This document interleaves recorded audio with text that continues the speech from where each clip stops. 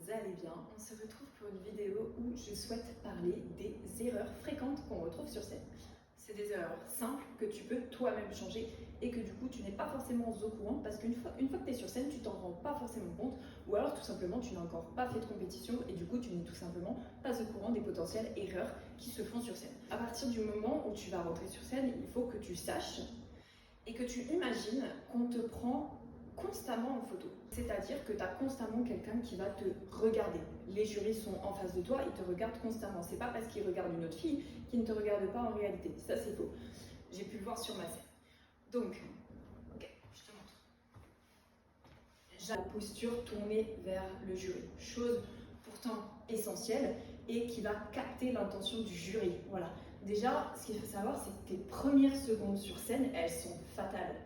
C'est là où tu vas capter l'attention et c'est là où tu vas déjà pouvoir te démarquer. Donc c'est une chose méga importante. Et je dirais presque que c'est la chose finalement la plus importante. C'est te démarquer dès ton entrée de scène. Tu arrives déjà, bam, bam, tu as un beau posing, tu as une prestance, tu as quelque chose, tout de suite ils vont accrocher, ils vont te regarder. C'est une évidence. Donc pense déjà à ça. Pense également du coup dans ce que tu as pu voir, c'est la posture. La posture, combien de fois je vois de filles qui entrent sur scène, donc peut-être parce que c'est quelque chose qu'elles n'ont pas assez travaillé, ou peut-être parce qu'on les a pas mis au courant, manque d'informations, etc. Mais c'est quelque chose vraiment que vous devez travailler. C'est tes épaules, grandis-toi, sois ouverte au monde. Il faut que tu aies l'air ouverte, vraiment l'air quand même sûr de toi, à l'aise, avec une prestance, une aisance. Bien évidemment, ne pas en faire trop. Il faut comme je dis toujours, il faut rester humble dans ce que tu fais. Bah là, c'est pareil.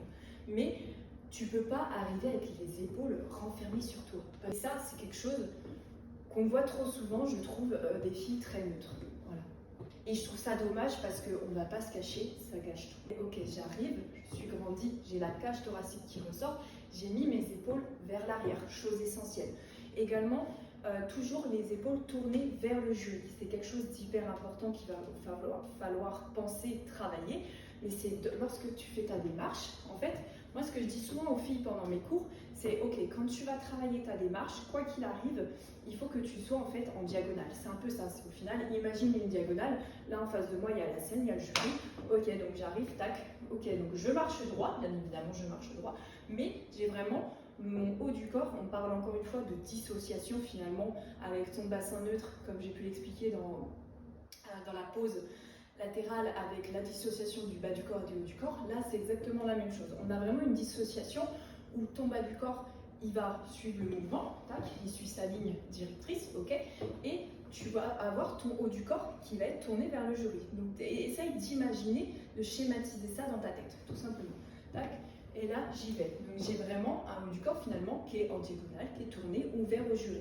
Donc déjà, ça inspire la confiance, ça inspire beaucoup de choses positives que toi, tu ne vois pas, mais que les autres voient et qui sont hyper importantes.